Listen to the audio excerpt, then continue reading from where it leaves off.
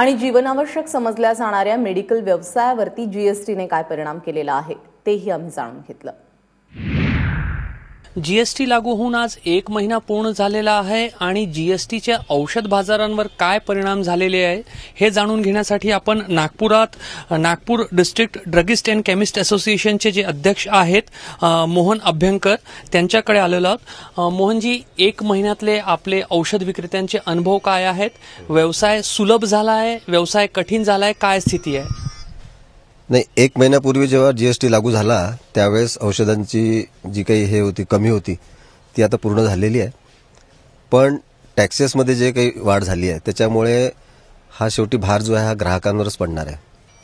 कारण ज्या मेडिसिनवर 6% टॅक्स होता त्या मेडिसिनवर आता 12%, 18% किंवा 28% अशा प्रकारचे कर आकारले जातात। त्याच्यामुळे कंपन्यासुद्धा ज्या मॅन्युफॅक्चरर आहेत त्यासुद्धा आता रेट वाढवायला लागले। जीएसटी आल्यानंतर कायद्यातला जो किचकटपणा आहे तो जास्ती जाणवायला लागला आहे।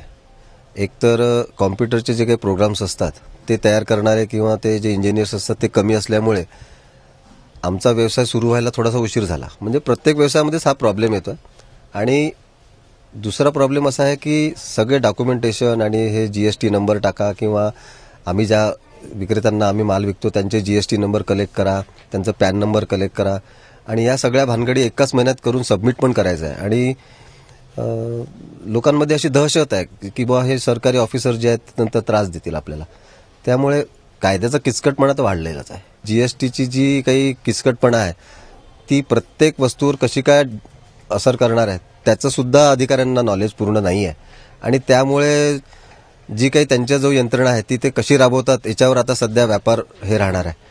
कारण त्यांना फक्त काय कायदेशीर कारवाईच करायची आहे, त्यांना कायदा समजून सांगणं हे त्यांचं कर्तव्य दिसत नाहीये। कायदा राबवायचा आणि लोकांना त्रास द्यायचा एवढंच सरकारचं कार्य त्याच्यात दिसत आहे।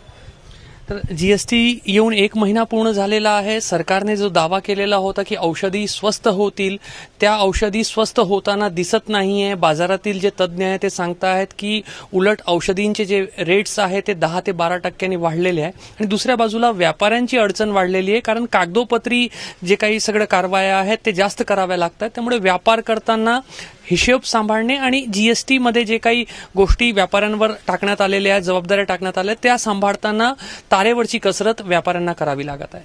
कॅमेरामॅन अतुल हिरडेसह रजत वशिष्ठ, एबीपी माझा, नागपूर।